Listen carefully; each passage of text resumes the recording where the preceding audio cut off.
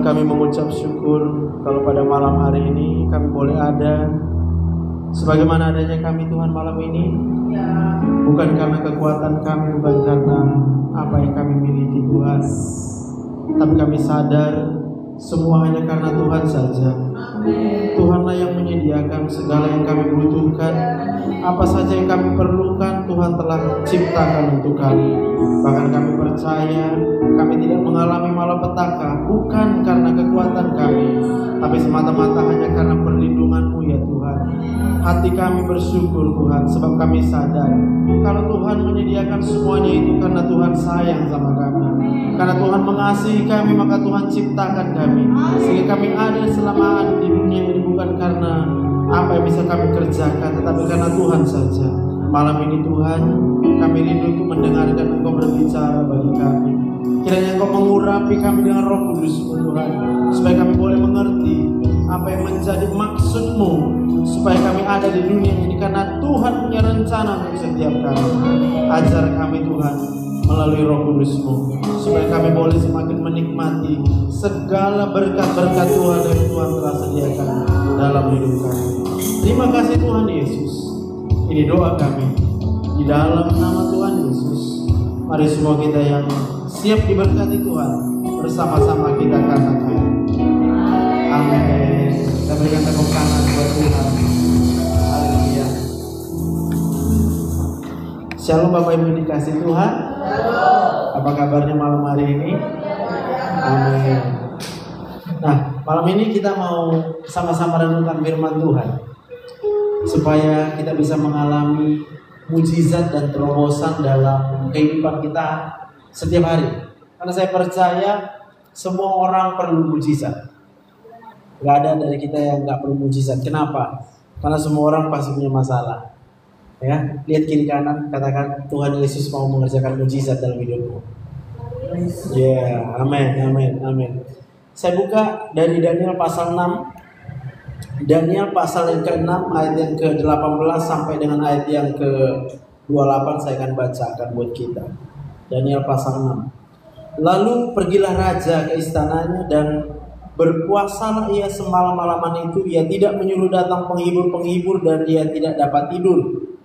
Pagi-pagi sekali ketika fajar menyingsing, bangunlah raja dan pergi dengan buru-buru ke gua singa. Dan ketika ia sampai dekat gua itu, berserulah ia kepada Daniel dengan suara yang sayu. Berkatalah ia kepada Daniel, Daniel, hamba Allah yang hidup, Allahmu yang kau sembah dengan tekun, telah sanggupkah ia melepaskan engkau dari singa-singa itu?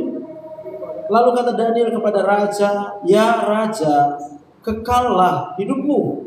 Allahku telah mengutus malaikatnya untuk mengatupkan mulut singa-singa itu, sehingga mereka tidak mengapa-apakan aku, karena ternyata aku tak bersalah di hadapannya. Tetapi juga terhadap tuanku ya raja, aku tidak melakukan kejahatan. Lalu sangat sukacitalah raja dan ia memberi perintah supaya Daniel ditarik dari dalam gua itu.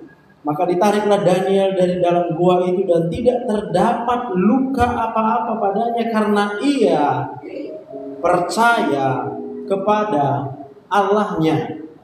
Raja memberi perintah, lalu diambillah orang-orang yang telah menuduh Daniel dan mereka dilemparkan ke dalam gua singa, baik mereka maupun anak-anak dan istri-istri mereka.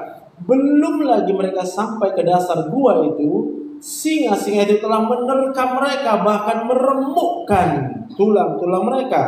Kemudian Raja Darius mengirim surat kepada orang-orang dari segala bangsa, suku bangsa dan bahasa yang mendiami seluruh bumi. Bunyinya, bertambah-tambahlah kiranya kesejahteraanmu. Bersama ini kuberikan perintah bahwa di seluruh kerajaan yang kukuasai, orang harus takut dan gentar kepada Allahnya Daniel, sebab dialah Allah yang hidup, yang kekal untuk selama-lamanya. Pemerintahannya tidak akan binasa dan kekuasaannya tidak akan berakhir. Dia melepaskan dan menolong dan mengadakan tanda dan mujizat di langit dan di bumi. Dia yang telah melepaskan Daniel dari cengkraman singa-singa. Dan Daniel ini mempunyai kedudukan tinggi pada zaman pemerintahan Darius dan pada zaman pemerintahan Kores, orang Persia itu. Bisa katakan amin? Maka kalau kita baca kisah ini, Daniel diawali dengan fitnahan, ya. Dia difitnah, dia direndahkan, dia kemudian dihianati oleh orang-orang pada waktu itu. Banyak, bukan sedikit. Tapi kalau kita baca kisah ini, maka Daniel berakhir dengan suatu kedudukan yang tinggi yang diperoleh oleh Daniel. Bisa katakan amin?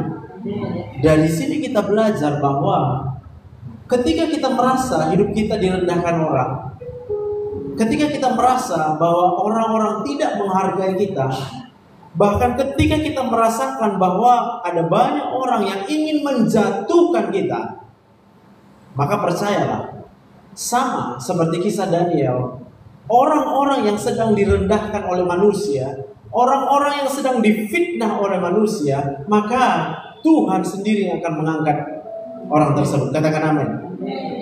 Coba bilang kiri kanan, kalau kamu lagi direndahkan, bersukacitalah, karena Tuhan akan mengangkat engkau. Berikan tepuk tangan yang meriah buat Tuhan. Nah, persoalannya adalah banyak orang berpikir ketika dia sedang direndahkan, dia percaya bahwa dia bisa direndahkan. Maka ketika otak ini percaya bahwa dia bisa direndahkan oleh manusia, dia pasti down. Dan kalau dia down, udah pasti sakit kepalanya. Kalau orang udah sakit kepala, bisa buat apa dalam hidup ini? Gak mungkin kita dapat promosi, gak mungkin jabatan kita dinaikkan, karena kinerja kita pasti akan terganggu. Setiap hari kita bekerja, tapi kita lemas-lemas. Aduh, aku gak bisa ngerjakan ini, aku lagi sakit. Bagaimana mungkin kemudian kita akan mendapatkan posisi yang lebih tinggi?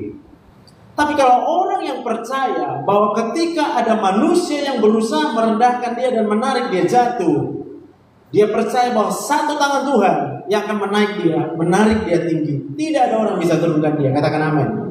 Maka dia tidak akan bersungut-sungut. Dia tidak akan sedih. Dia akan berkata, ya biar aja. Kalau manusia merendahkan, ada Tuhan yang akan meninggikan kita. Dan Tuhan sudah tunjukkan dari kisah Daniel betapa ajaibnya apa yang bisa dikerjakan oleh Tuhan. Coba bisa bayangkan, bagaimana mungkin singa yang sedang kelaparan lalu dimasukkan Daniel, lalu satu malaman singanya bisa nggak makan, singanya nggak bisa sentuh Daniel. Saya mau tanya, kalau berdasarkan akal dan logika daripada manusia, nggak mungkin.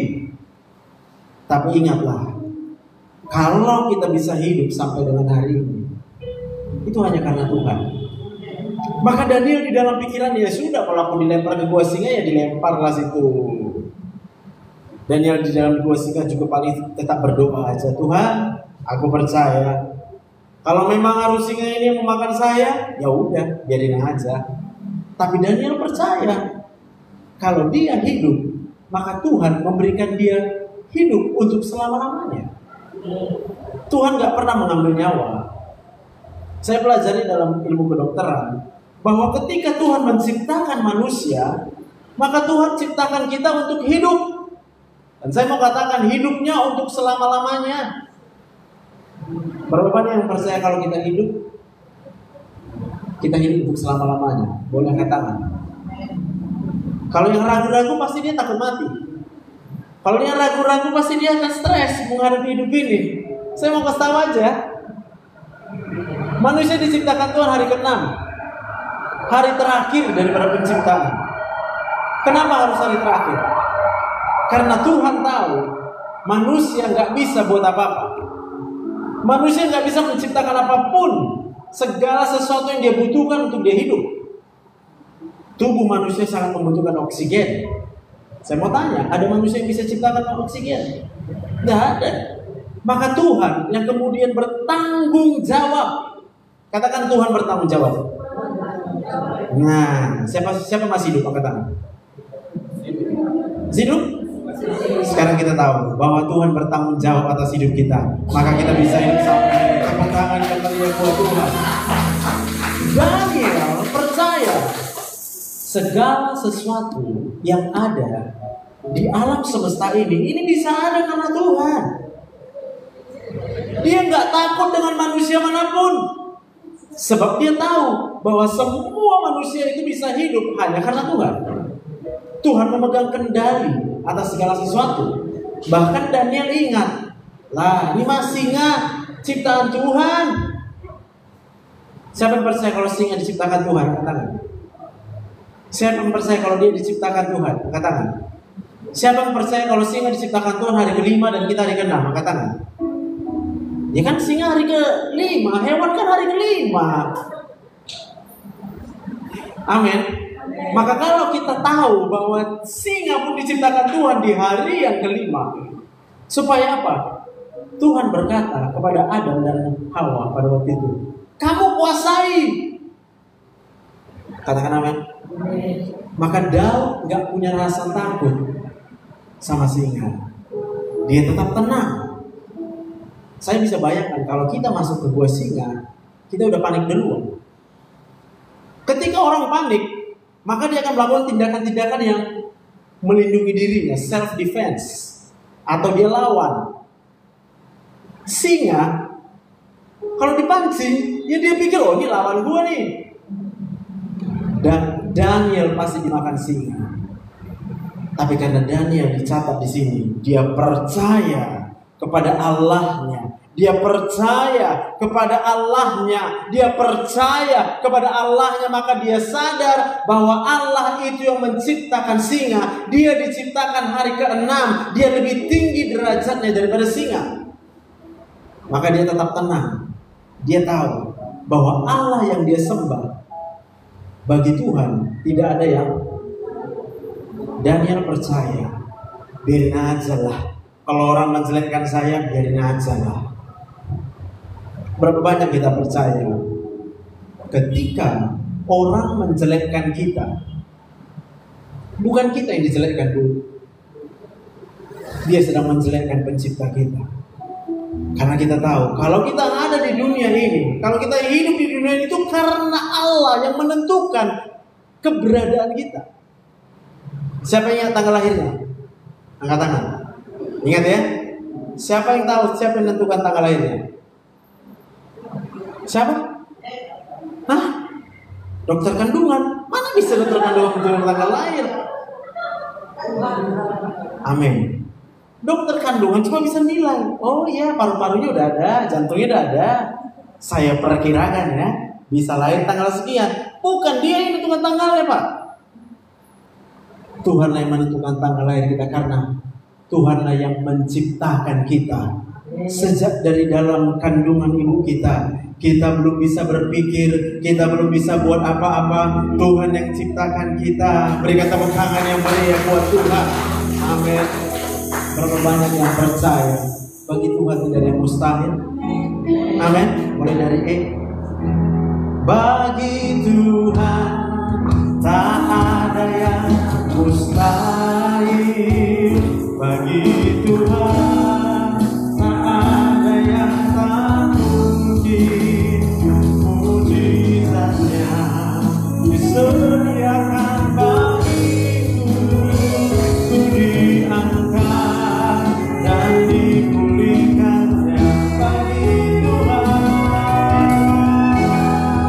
tak ada yang mustahil.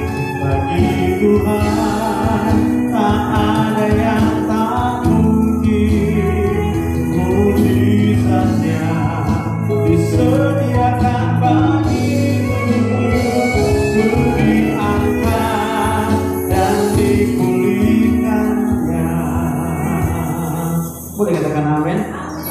Maka ketika ada orang yang berusaha menjatuhkan kita, tenang aja, santai aja. Karena pada waktu kita bisa tenang, maka Tuhan yang mengerjakan mujizatnya. Nah, persoalannya adalah bagaimana mungkin kita bisa tenang menghadapi singa.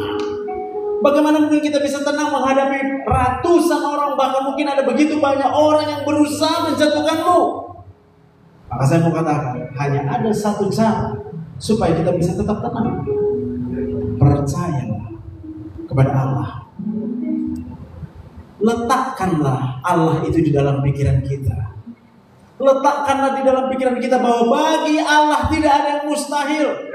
Letakkanlah di dalam pikiran kita, biar bagaimanapun semua orang berusaha menjatuhkan kita, tapi Allah yang kita sembah adalah Allah yang pasti akan membela kita. Dan kalau kita belajar dari kisah ini, kita paham sekarang, kalau ada masalah, sebenarnya itu adalah cara Tuhan memberkati kita. Coba salam kiri kanannya. Selamat ya kalau masalahmu banyak ya. Karena cara Tuhan untuk membuat itu Daniel diangkat, Daniel itu kemudian ditinggikan adalah dengan menunjukkan kepada orang-orang yang hatersnya itu, yang berusaha menjatuhkan dia. Lu lihat ini siapa Daniel, kata Tuhan. Singa pun tidak mau makan dia. Karena pada waktunya, ketika Tuhan melihat, wah ini parah ini yang benci sama Daniel ini, udah gua binasakan aja.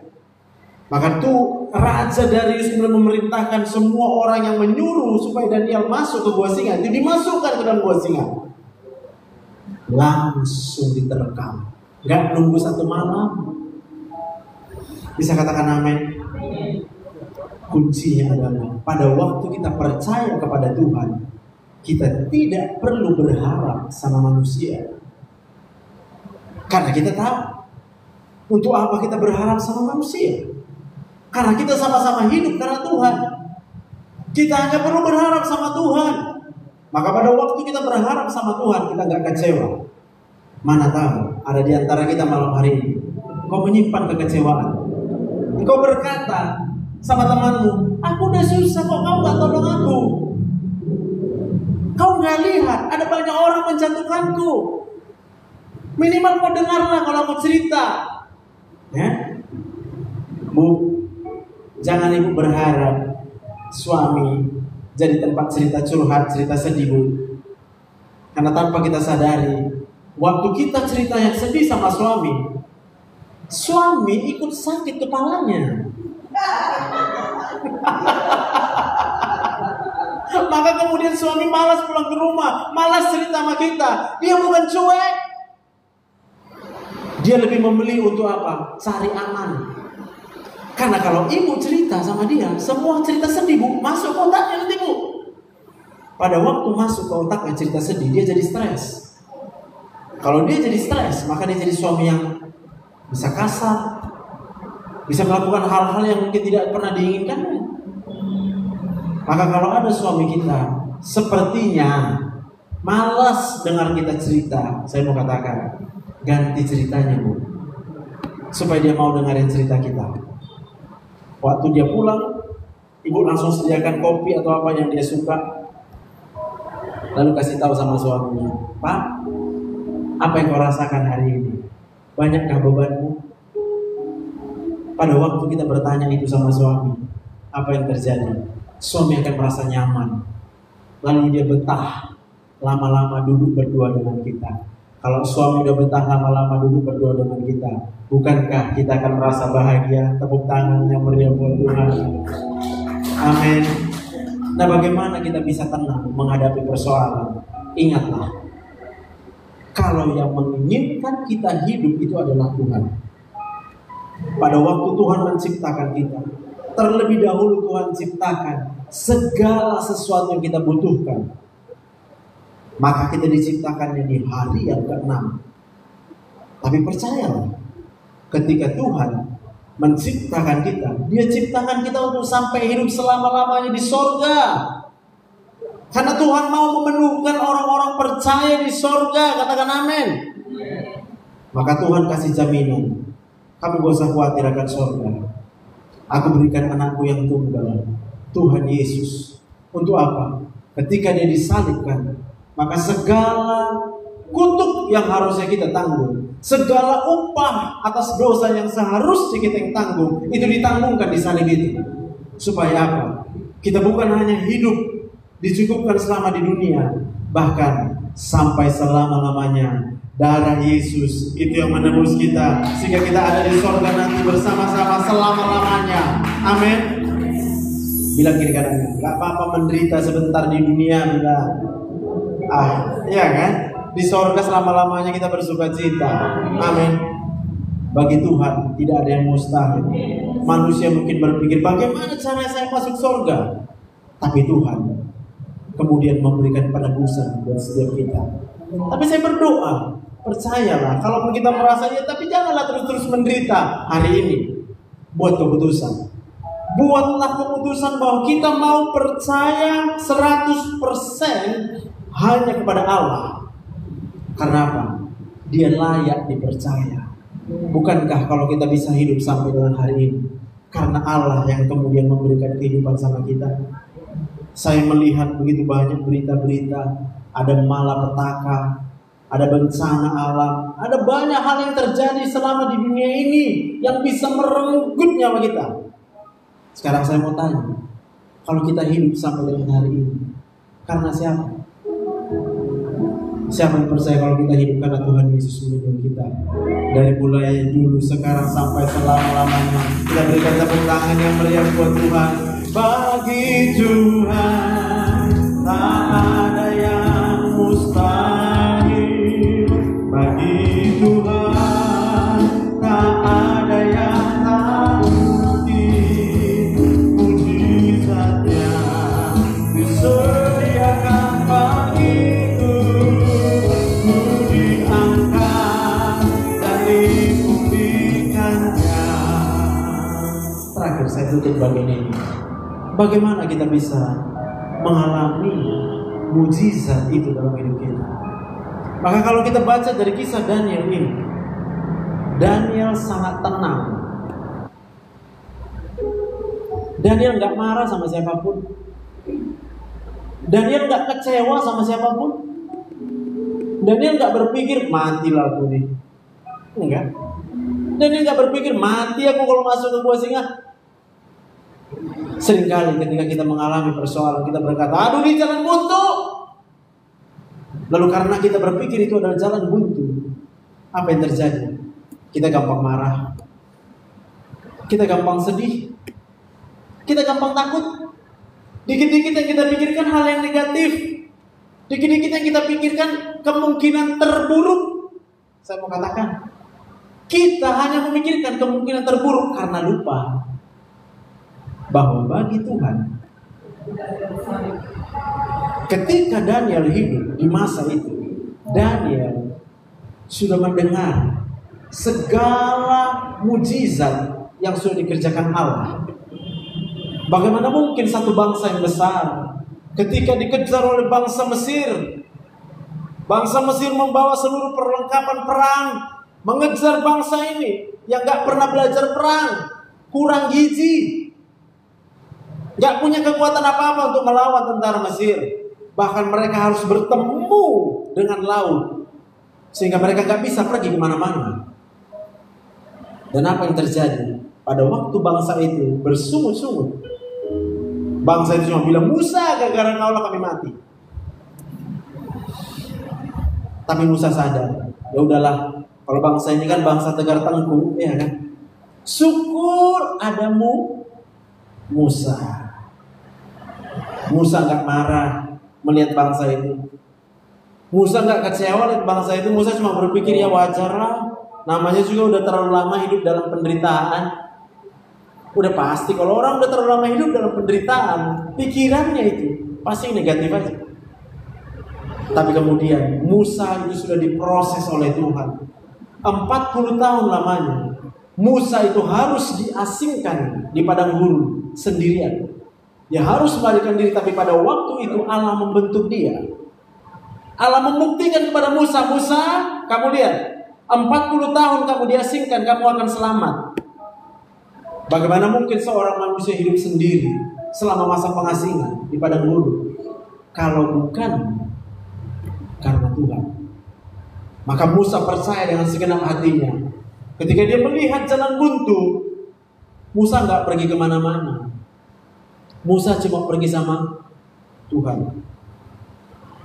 Tuhan, jalan buntu, tenang lu Mus, ya kan? Lu angkat aja tongkat lu tak angkat aja ini tongkat, angkat. Bisa aja kalau kita, apanya? Kok tongkat yang disuruh angkat? Ini laut. Ini bangsa yang besar sedang marah-marah. Di sana bangsa Mesir yang membawa senjata. Masa aku disuruh angkat tongkat? Tapi apa yang dilakukan Musa? Musa taat. Kenapa Musa taat? Karena Musa percaya apa saja yang Tuhan suruh. Karena dia percaya yang suruh itu adalah Tuhan, maka Tuhan akan mengerjakan mujizatnya. Berapa banyak kita percaya sekarang? Tuhan mau kita untuk tetap percaya. Tuhan mau kita tetap lakukan apa yang baik. Kerjakan apa yang menyenangkan hati Tuhan. Jangan marah, jangan kecewa, jangan kau sedih. Kenapa? Bukan karena dilarang. Maafkan orang yang bersalah kepadamu. Kenapa? Bukan karena disuruh, tapi karena percaya kalau Tuhan yang berkehendak, bagi Tuhan tidak ada yang mustahil. Sekali lagi kita berikan tepuk tangan yang murni. Maka Tuhan akan mengerjakan mujizatnya. Apa yang mustahil bagi manusia, tidak ada yang mustahil bagi Tuhan. Bagi Tuhan tak ada yang mustahil. Bagi Tuhan tak ada yang tak mungkin. Mujizatnya disediakan bagiku. Ku diangkat dan dipulihkannya. Angkat tangan kita. Bagi Tuhan tak ada yang mustahil. Bagi Tuhan tak ada yang tak mungkin. Mujizatnya disediakan bagiku. Ku diangkat dan dipulihkan. Mujizatnya disediakan bagiku. Ku diangkat dan dipulihkan. Mujizatnya disediakan bagiku. Ku diangkat dan dipulihkannya.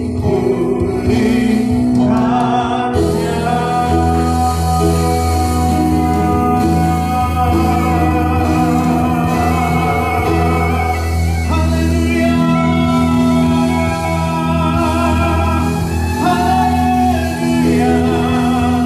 Kami percaya mujizat-Mu akan Kau kerjakan dalam hidup kami. Di dalam nama Yesus ada terobosan, ada jalan keluar, ada pembelaan, perlindungan Tuhan dalam nama Yesus. Haleluya. Tuhan, hati kami percaya saat ini, karena bagi Tuhan tidak ada yang mustahil. Keadaan apapun yang sedang kami alami, kami tahu itu adalah cara Tuhan memberkati kami. Apapun yang terjadi dalam hidup kami tahu ada Allah yang turut campur tangan di situ.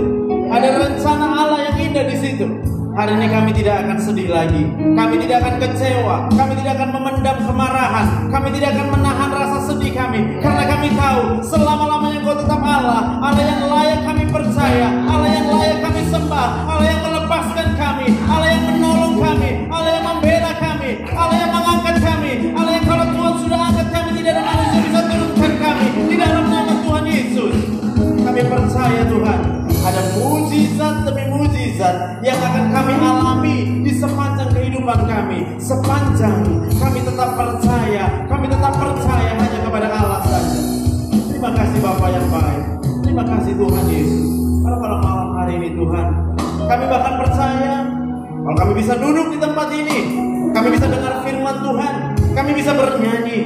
Itu bukan karena kekuatan kami, itu bukan karena kehebatan kami, tapi itu hanya karena kasih karunia Tuhan. Tuhanlah yang menghidupkan kami, Tuhanlah yang memelihara kami, Tuhanlah yang menolong kami, Tuhanlah yang melindungi kami selama-lamanya. Terima kasih Bapa yang baik. Roh Kudus, Engkau urapi setiap kami, menjamah setiap pikiran kami, supaya setiap saat kami dipenuhi dengan damai sejahtera, sukacita yang datangnya hanya daripada Tuhan. sehingga kami akan Kau jadikan sehat selalu. Bahkan kami percaya Tuhan akan tempatkan kami, Tuhan akan promosikan kehidupan kami, Tuhan akan berikan segala yang kami inginkan, segala yang kami butuhkan Tuhan pasti berikan. Karena kami percaya kalau Tuhan mengasihi kami, Tuhan peduli dengan kami, Tuhan sayang dengan kami. Terima kasih Bapak yang baik. Hamba-Mu selesai berbicara pada malam ini, tapi Roh Kudus Engkau yang senantiasa bersama-sama dengan kami. Ingatkan kami Tuhan, pimpinlah setiap langkah kehidupan kami. Ini doa kami dalam nama Tuhan Yesus. Semua kita yang dipercaya diberkati Tuhan. Mari bersama kita katakan amin.